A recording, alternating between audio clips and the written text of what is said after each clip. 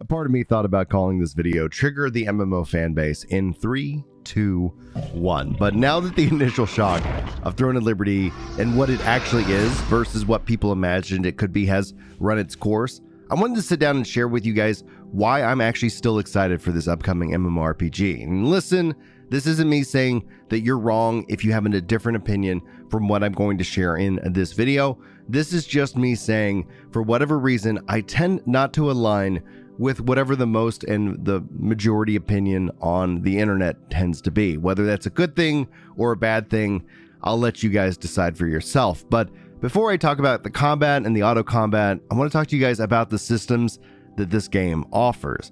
And the reason for this is that when I've watched every critiquing and negative video, and I've even seen some positive videos out there, so just note, I see you positive people on the internet, that's a good thing, but every video that I've watched tends to actually praise the game for its system, its open world dungeons, how things are just all integrated, and it feels very intentional. It feels very connected. And that's something that I do enjoy about MMOs. And if you are new to the channel, hello everyone and welcome.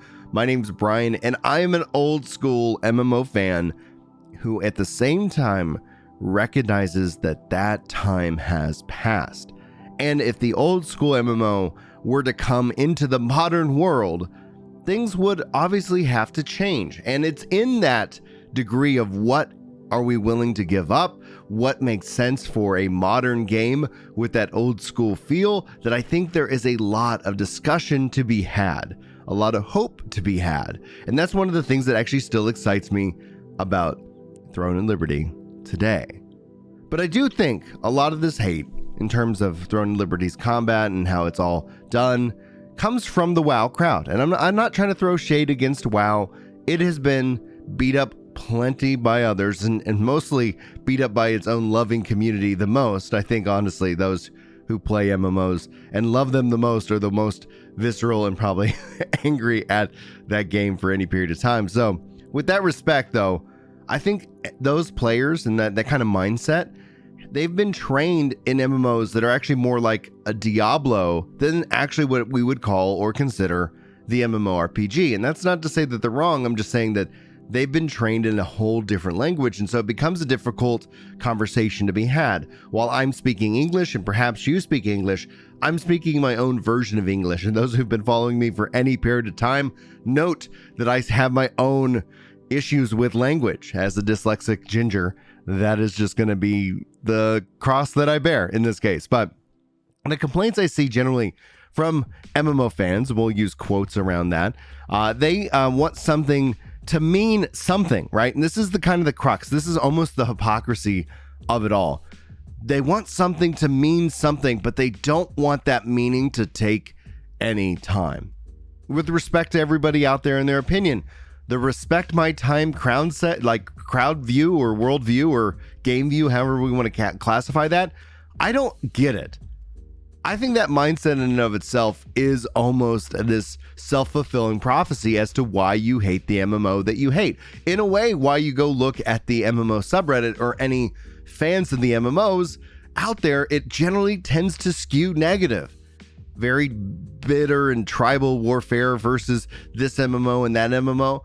Because I think MMOs players recognize the amount of investment of time one has to make. And if somebody's putting that time in another bucket at another MMO, that poses a threat to your MMO. That's how this genre has almost in a way thrived and survived and died for the last 20 years. Now, I think the opposite is true. What I like about the grind, what I like about things that do not respect my time, I want a game that respects my investment. Meaning my time in bucket means that it's not going to be that hamster wheel of a treadmill that over time is going to just wipe out all my progress and then you have to go again.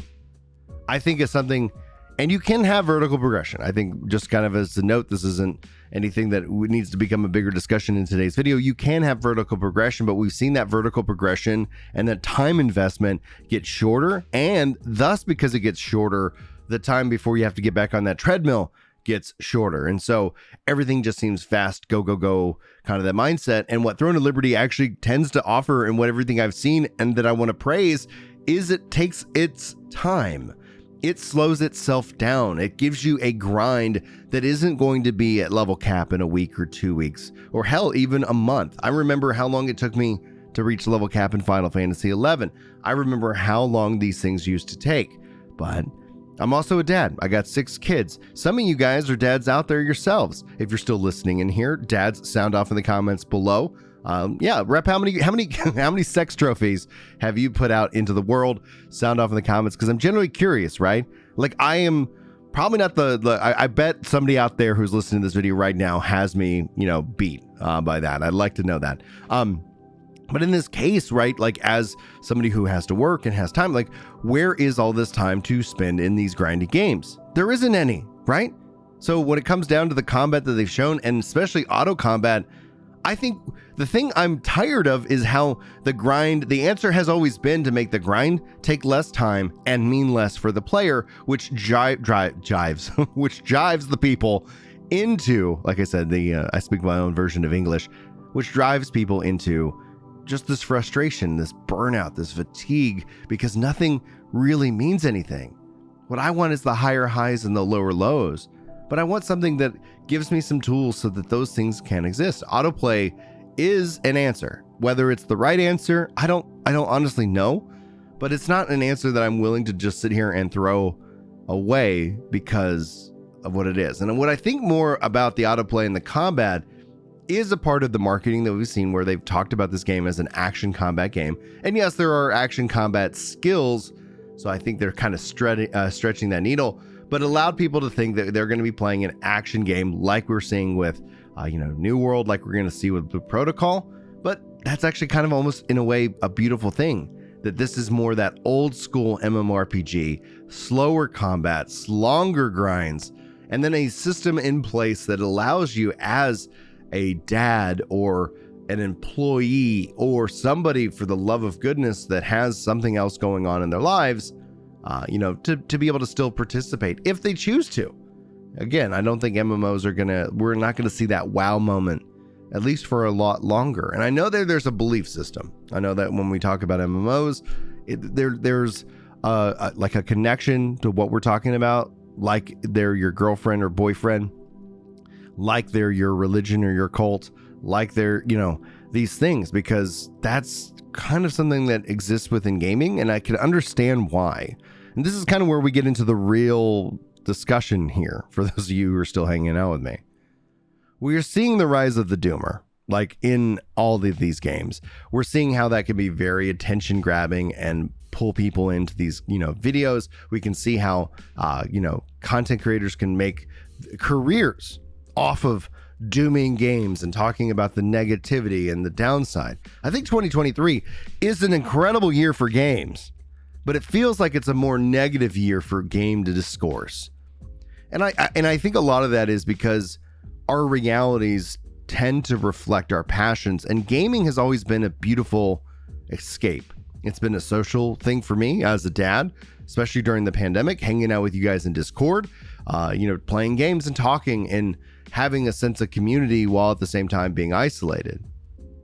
But within how the economy and how life is, and how I was talking to some friends and just how, like, the struggles that they are facing, I'm going to say you're not alone.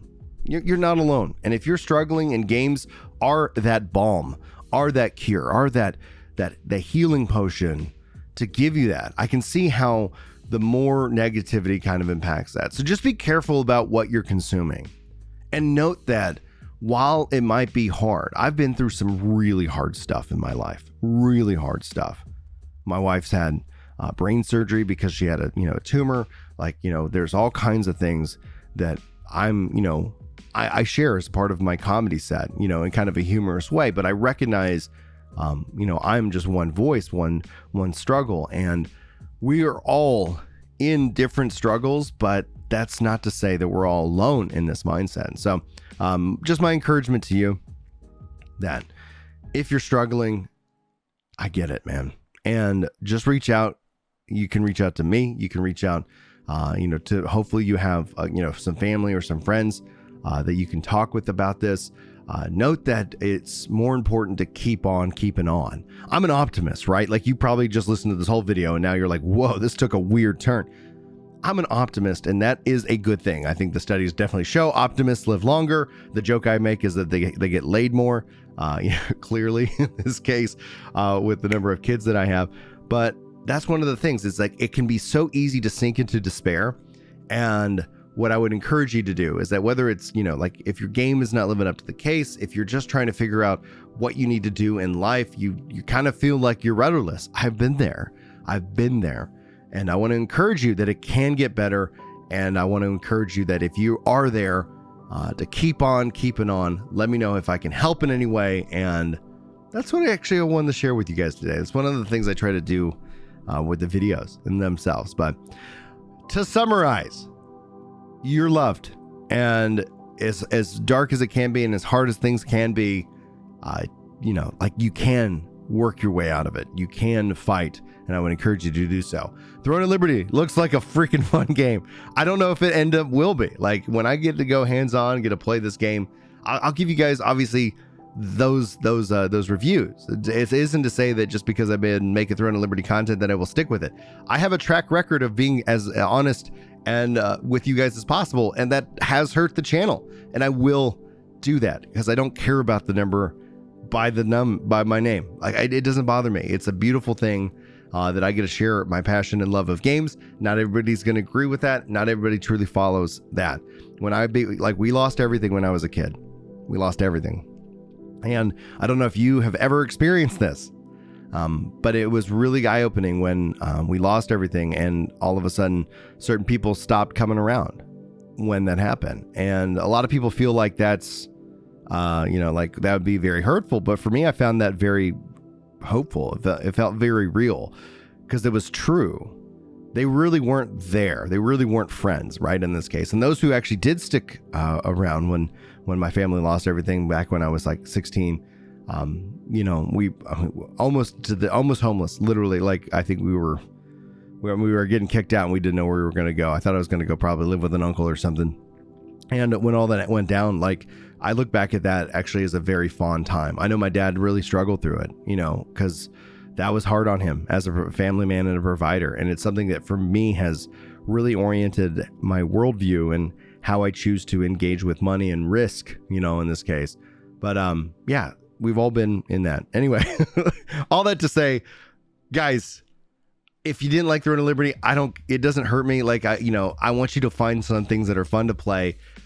For me, I'm really excited as an old school MMO player. I think it kind of is trying to address some of the biggest problems that the MMO genre has today in unique and interesting ways. And what will be interesting to see is that what does that pan out to? How does that look? We've still got a couple of months before this game is released at a minimum, I believe, but we'll learn some more here in the coming weeks. Thank you guys so much for your time. Hopefully that wasn't too big of a pivot for you. If you survived through that and you made it to the end of this video, sound off with hootie hoo in the comments so that way I know that you made it all the way to the end. I'm very generally curious as to your thoughts, and I appreciate your time today. Hopefully you enjoy it. Hopefully you get some good rest on this Memorial Day, and remember those who have sacrificed so much for us. And that's going to be it. Love you guys, and I will see you in the next video. But until then, take care.